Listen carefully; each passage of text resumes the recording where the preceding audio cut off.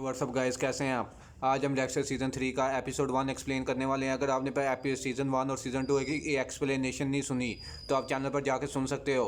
यहाँ पर सीज़न 1 और सीज़न 2 की एक्सप्लेनेशन सुनने के बाद आप सीज़न 3 की एक्सप्लेनेशन सुन सकते हैं, ताकि आपको स्टोरी अच्छी तरीके से समझ आ सके। मैंने दोनों की अलग प्लेलिस्ट भी बना दी है, ताकि चैनल पर जब वीडियो ज़्यादा हो जाए तो आप डायरेक्ट प्लेलिस्ट एक्सेस कर सारी वीडियोज़ देख सकते हैं। तो बिना टाइम वेस्ट किए शुरू करते हैं। सीजन 3 एपिसोड 1 की शुरुआत होती है। हम डेक्स्टर को देखते हैं जो कि डॉक्टर के पास आया होता है। या डॉक्टर उससे पूछता है कि उसने अपने समर कहाँ पे गुजारी, गर्मियाँ कहाँ पे गुजारी। यहाँ पर वो बताता है कि वो कार्निवल में गया था। और यहाँ हम डेक्स्टर के पॉइंट व्यू में से देखते हैं कि वो कार्निवल में गया था और वहाँ पे उसने काफ़ी लोगों को जान से मारा भी है, जो कि अगेन क्रिमिनल्स यहाँ सीरियल किलर्स रहे होंगे, क्योंकि डेक्स्टर के कोड के मुताबिक वो क्रिमिनल्स को ही जान से मारता है। और यहाँ पर उसकी जो ब्लड स्लाइड्स हमने लास्ट सीज़न के लास्ट एपिसोड में देखी थी, जो कि एम्प्टी थी, अब उसमें आहिस्ता आहिस्ता वो ट्रॉफीज जमा होना शुरू हो गई हैं। यानी डेक्स्टर दोबारा अपने खेल को शुरू कर दिया हुआ है, लोगों को मारने के खेल का। और यहाँ पर क्योंकि डॉग्स पे उसका सारा इल्ज़ाम लग चुका है, तो बे हार्बर बुचर का केस भी क्लोज हो चुका है। तो अब उसे एफबीआई किसी भी एजेंसी से भी कोई ख़तरा नहीं। यहाँ डेक्स्टर प्रिटेंड कर रहा होता है नॉर्मल होने का, और यहाँ पर वो जाकर रीटा के साथ इंटीमेट भी होता है। यहाँ पर मॉर्निंग में कोडी कहता है कि डैड डे है स्कूल पर, तो क्या डेक्स्टर आएगा। यहाँ पर कोडी शुरू के सीज़न से हम देख रहे हैं कि डेक्स्टर के साथ काफ़ी ज़्यादा अटैच है, उसे अपने फादर की जगह देखता है। यहाँ डेक्स्टर कहता है कि वो ज़रूर आएगा, और ये देख कर रीटा भी काफ़ी ज़्यादा खुश होती है, क्योंकि उनके पास फाइनली एक हैप्पी फैमिली है, जो कि रीटा शुरू से चाहती थी। डेक्स्टर अपने घर पर आता है और यहाँ पर वो क्रिमिनल्स के डेटाबेस में यहाँ पर वो यही देख रहा होता है, फ्रेबो के बारे में देख रहा होता है, जो डेक्स्टर का अगला टारगेट होने वाला है, क्योंकि उसने 2 लड़कियों को जान से मारा है। यहाँ पर वो अपने फादर हैरी की फ़ोटो देखकर यही कहता है कि उनका बर्थडे पास है, यानी हैरी का बर्थडे आने वाला है। और यहाँ पर वो अपनी सिस्टर डेबरा के साथ ही उनका बर्थडे ज़रूर सेलिब्रेट करेगा। दूसरी तरफ मेट्रोपोलिस डिपार्टमेंट में सीन शिफ्ट होता है। यहाँ पर मरिया बटिस्टा को यहाँ पर सार्जेंट बना देती है। डॉग्स के बाद उसकी जगह किसी ने तो लेनी थी, और यहाँ पर मरिया इस काम के लिए यहाँ पर चूज़ करती है बटिस्टा को, उसे प्रमोशन दे देती है। यहाँ पर बाकी सब काफ़ी ज़्यादा खुश होते हैं, जिसमें मसूका और डेबरा भी होती है। यहाँ पर दूसरी तरफ हम डेक्स्टर को देखते हैं, जो कि उन दोनों लड़कियों की तस्वीर एक जगह पर जाकर रखता है, क्योंकि वो इस जगह को रेडी कर रहा है, बिल्कुल उसी तरह जिस तरह वो अपने सारे विक्टिम्स के लिए जगह को रेडी करता है। और यहाँ पर लाकर वो फ्रेबो को जान से ज़रूर मारेगा। बाद यहाँ पर डेक्स्टर फ्रेबो के घर पर जाता है। यहाँ पर फ्रेबो एक टीनेजर के साथ लड़ रहा होता है। यहाँ पर डेक्स्टर फ्रेबो को किडनैप करने आया होता है, लेकिन वो गलती से उस लड़के को, स्ट्रेंजर को जान से मार देता है, जिसे वो जानता नहीं।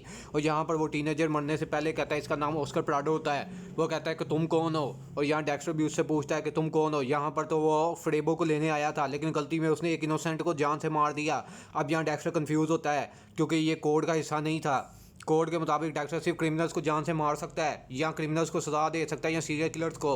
लेकिन यहाँ पर उसने पहली दफ़ा एक इनोसेंट को गलती से जान से मार दिया था। यहाँ पर रीटा उसे कॉल करती है डेक्स्टर को, उसे कहती है कि वो उसके साथ आके टाइम स्पेंड कर सकता है। यहाँ पर डेक्स्टर पहले ही काफ़ी ज़्यादा कंफ्यूज होता है, इसलिए वो रीटा की तरफ चला जाता है और यहाँ पर उसके साथ जाकर इंटीमेट होता है। दूसरी तरफ हमने डेक्स्टर को देखते हैं, जो कि उसी क्राइम सीन पर अब जाता है। यहाँ पर उन्हें बॉडी मिल गई होती है उसके प्राडो की। यहाँ पर डेक्स्टर जानता था कि ऐसा ही कुछ होगा। वैसे तो डेक्स्टर हर बॉडी को डंप कर देता है, इसलिए कभी भी किसी भी एजेंसी को मिली ही नहीं। लेकिन यहाँ पर एक इनोसेंट को उसने जान से मार दिया था, तो उसे कुछ समझ ही नहीं आ रही थी कि वो क्या करे, इसलिए उसकी बॉडी को वहीं छोड़ के चला गया फ्रेबो के घर पर। फ्रेबो भाग गया होता है, जिसे डेक्स्टर ने किडनैप करना था, और उसकी जगह उसने किसी और को जान से मार दिया। यहाँ पर ऑस्कर प्राडो भाई होता है मिगेल प्राडो का। मिगेल प्राडो एक प्रोसिक्यूटर है, और उसका भाई रोमान प्राडो वो शेरिफ डिपार्टमेंट में यहाँ पर शेरिफ है, लेफ्टिनेंट है शेरिफ डिपार्टमेंट में। और यहाँ पर ऑस्कर प्राडो यानी उन दोनों का छोटा भाई था, जो मारा गया। यहाँ डेक्स्टर समझ जाता है कि वो बहुत ही बड़ी मुश्किल में अब फंस चुका है, क्योंकि प्राडो फैमिली बहुत ही ज़्यादा पावरफुल है और पॉलिटिकली भी काफ़ी ज़्यादा स्ट्रॉन्ग है। और यहाँ पर गेल प्राडो अपने छोटे भाई को इस हालत में देख कर काफ़ी ज़्यादा यहाँ पर सैड होता है। यहाँ पर लेकिन उसका भाई रोमान प्राडो कहता है कि जिस बंदे ने इसे जान से मारा है, वो भी यही विश कर रहा होगा कि वो मर जाए, क्योंकि ये जस्टिस उसे छोड़ेगा नहीं। और यहाँ पर मिगेल प्राडो और मरिया दोनों एक दूसरे को काफ़ी अच्छे तरीके से जानते हैं।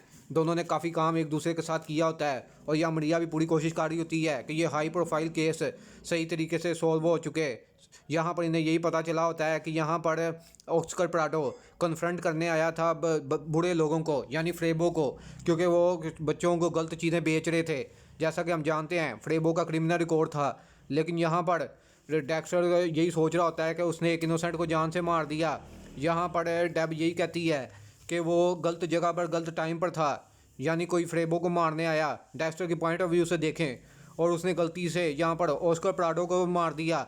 यहाँ पर डेक्स्टर उसके बड़े भाई, ऑस्कर प्राडो के बड़े भाई मिगेल प्राडो को सैड मूड में देखता है, और यहाँ पर रोमान प्राडो भी होता है, उसका भाई भी साथ होता है। डेक्स्टर इन दोनों को सैड देखकर गिल्टी फील कर रहा होता है, क्योंकि उन्होंने एक अच्छी फैमिली को डेक्स्टर ने ना चाहते हुए भी डिस्टर्ब कर दिया। मेट्रोपोलिस डिपार्टमेंट में जाता है डेक्स्टर। यहाँ पर उसे बटिस्टा मिलता है, जो कि बताता है मिगेल और मरिया की पुरानी फ्रेंडशिप के बारे में, कि दोनों एक दफ़ा इंटीमेट भी हुए हैं और एक दफ़ा एक वक्त में रिलेशनशिप में दोनों एक दूसरे के साथ रह चुके हैं। ये जानकर डेक्स्टर समझ जाता है कि मरिया पूरी कोशिश करेगी इस केस को सॉल्व करने की, क्योंकि ये उसके लिए पर्सनल भी है काफ़ी ज़्यादा। दूसरी तरफ हम गेल प्राडो को देखते हैं, जो कि एक प्रेस कॉन्फ्रेंस करता है, जहाँ वो लोगों से बात करते हुए कहता है कि मैंने अपनी लाइफ क्राइम से फ़ाइट किया है पूरी लाइफ, और यहाँ पर मैं काफ़ी ज़्यादा सैड फील करता हूँ उस हर फैमिली के लिए जिन्हें पता चलता है कि उनका अपना कोई मारा गया किसी और के हाथों।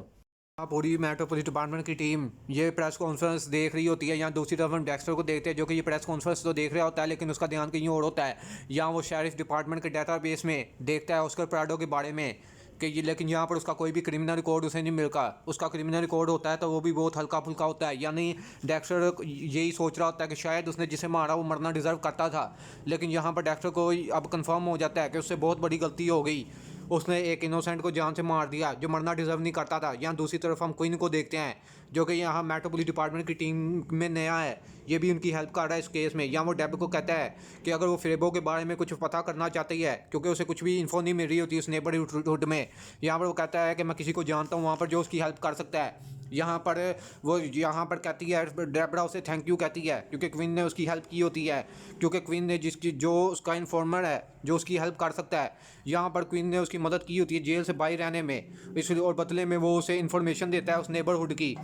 यहाँ पर डेबरा उससे जाके मिलती है, लेकिन यहाँ पर उसे फ्रेबो के बारे में कोई भी खास इन्फॉर्मेशन उससे नहीं मिलती। लेकिन यहाँ पर वो जाने से पहले यहाँ पर वो बड़ी स्मार्टली उससे ऑस्कर प्राडो के बारे में पूछती है, और यहाँ पर उसे ऑस्कर प्राडो के बारे में एक वैल्यूएबल इन्फो मिलती है, जो कि उसके और इन्वेस्टिगेशन में काम आ सकती है। हाँ, दूसरी तरफ हम डेक्स्टर को देखते हैं, जो कि चिल्ड्रंस को यहाँ पर स्पीच दे रहा होता है, उनके सामने अपनी बातों को प्रेजेंट कर रहा होता है। यहाँ पर चिल्ड्रन उससे पूछते हैं कि वो करता क्या है। यहाँ पर वो बताता है डेक्स्टर कि वो बुरे लोगों को पकड़ने में हेल्प करता है सबकी। यहाँ पर ये प्रेजेंटेशन ओवर हो जाती है, लेकिन यहाँ पर कोडी कहता है कि अगर उसके यार कोई डैड ना होते तो उसके लिए यहाँ पर आना और भी मुश्किल हो जाता। और यहाँ पर वो हक कर लेता है डेक्स को, क्योंकि वो डेक्स्टर को ही अपना डैड मानता है। यहाँ पर ये चीज़ सब कुछ रीटा भी देख रही होती है, वो काफ़ी ज़्यादा इमोशनल और हैप्पी होती है। यहाँ वो डेक्स्टर से कहती है कि मैं हमेशा चाहती थी कि मेरे बच्चों के डैड तुम ही बनो, और यहाँ पर वो चीज़ फाइनली हो चुकी होती है। यहाँ रीटा इमोशनल और हैप्पी होकर उसे हक कर लेती है, क्योंकि वो फाइनली हैप्पी फैमिली चाहती थी डेक्स्टर के साथ जो उसे मिल चुकी है। यहाँ डेक्स्टर देख रहा होता है कि कोडी मूव ऑन कर गया, हालांकि उसके फादर मरे थे, लेकिन अब वो मूव ऑन कर चुका है अपनी लाइफ में और हैप्पी भी है, और यही चीज़ डेक्स्टर भी अपनी लाइफ में चाहता है। डेक्स्टर को मिगेल प्राडो का फ़ोन आता है। यहाँ पर वो कहता है डेक्स्टर को कि वो उससे क्राइम सीन पर आकर मिले जहाँ उसके भाई की डेथ हुई थी। यहाँ पर डेक्स्टर उससे मिलने जाता है। यहाँ पर वो उसे सारा क्राइम सीन एक्सप्लेन करता है कि कैसे सब कुछ हुआ होगा, लेकिन यहाँ पर डेक्स्टर उसके ब्रदर को हीरो कहता है। यहाँ पर क्योंकि डेक्स्टर ने खुद ही उसके भाई को मारा था, तो उसे सब कुछ पहले ही पता था कि यहाँ पर क्या हुआ है। यहाँ पर वो कहता है कि उसके भाई ने आखिरी दम तक लड़ने की कोशिश की और उसे मरने से पहले बिल्कुल भी दर्द भी फेस नहीं करना पड़ा। ये जानकर मिगेल प्राडो को थोड़ी तसल्ली होती है कि उसके भाई को बिल्कुल भी सफ़र नहीं करना पड़ा। यहाँ पर वो बताता है कि उसका भाई बिल्कुल बहादुरी से लड़ा, इसलिए उसका ब्रदर हीरो है। यहाँ पर मिगेल प्राडो काफ़ी ज़्यादा सैड होता है, लेकिन यहाँ पर डेक्स्टर से पूछता है कि तुम अब एक ब्लड स्पैटर हो, तो यहाँ पर तुम शेरिफ डिपार्टमेंट डेटाबेस में मेरे भाई के बारे में इन्फो क्यों निकाल रहे थे। इससे पता चलता है कि मिगेल प्राडो काफ़ी ज़्यादा स्मार्ट भी है। उसने पता कर लिया होता है कि डेक्स्टर शेरिफ डिपार्टमेंट डेटाबेस से इन्फो निकाल रहा था उसके भाई के बारे में।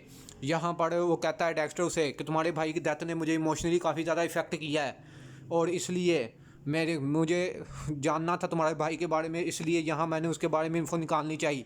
या मिगेल प्राडो कहता है कि जब इंसान मर जाता है तो उसकी सोल उसकी बॉडी को छोड़ देती है, और मैं मानता हूँ कि सोल हमेशा ज़िंदा रहती है।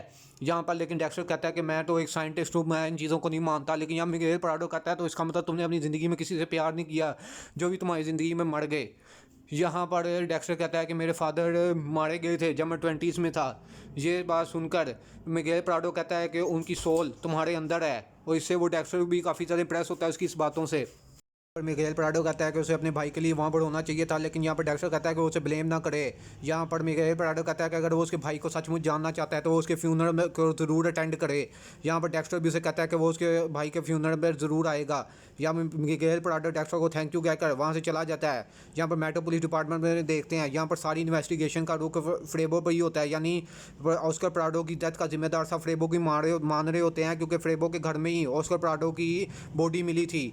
इसलिए यहाँ पर किसी का भी शक डेक्स्टर पर जाने का कोई सवाल ही पैदा नहीं होता। यहाँ पर मासूका, क्वीनो और डेब भी होते हैं और ऑस्कर प्राडो। यहाँ पर डेब आके बताती है, डेबरा आके बताती है कि ऑस्कर प्राडो ने फ्रेबो के साथ कोई काम कर रहा था पैसों के लिए।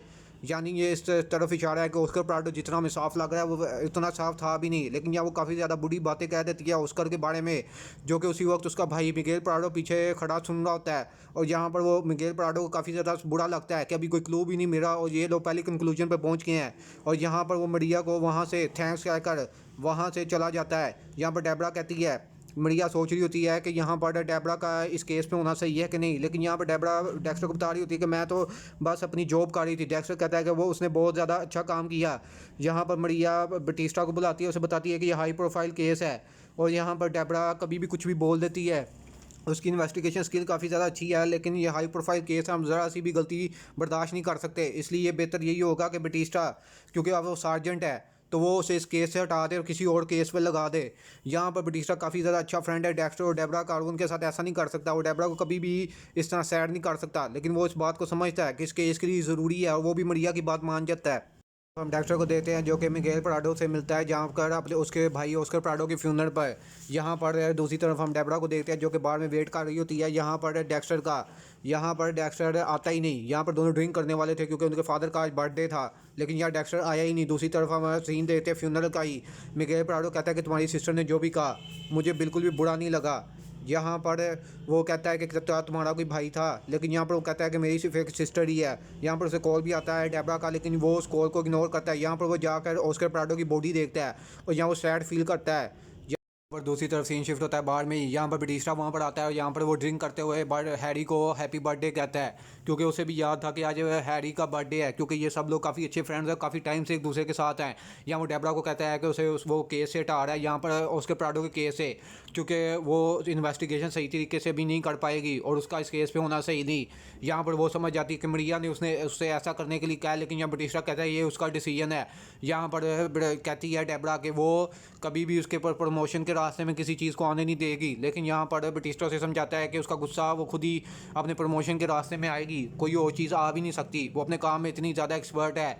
या वो फाइनली समझ जाती है बटिस्टा उसे क्या कहना चाहता है और यहाँ पर दोनों ड्रिंक करते हैं। यहाँ पर वैसे तो डेक्स्टर को होना चाहिए था, लेकिन यहाँ पर बटिस्टा यहाँ पर उसे कंफर्ट करता है यहाँ पर और उसके साथ थोड़ा टाइम स्पेंड करता है। यहाँ पर बटिस्टा को भी ये सब पसंद नहीं आता कि उसने डेबरा को यहाँ पर केस से हटा दिया, लेकिन ये सब कुछ ज़रूरी था और ज़िंदगी में हार्ड डिसीजंस भी लेने पड़ते हैं।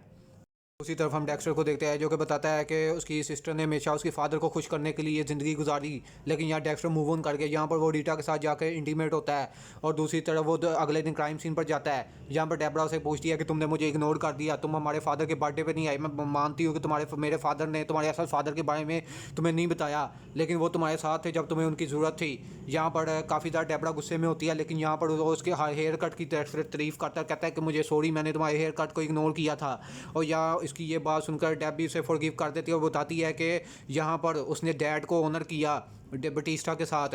और ये सुनकर डेक्स्टर भी काफ़ी खुश होता है कि उनके पास एक अच्छा दोस्त है जो उनकी सचमुच केयर करता है। लेकिन यहाँ वो बताती है डेबरा के उसने उसे प्राडो के केस से हटा दिया है और उसके प्राडो के केस से हटा दिया और ये नया केस उसे मिला है।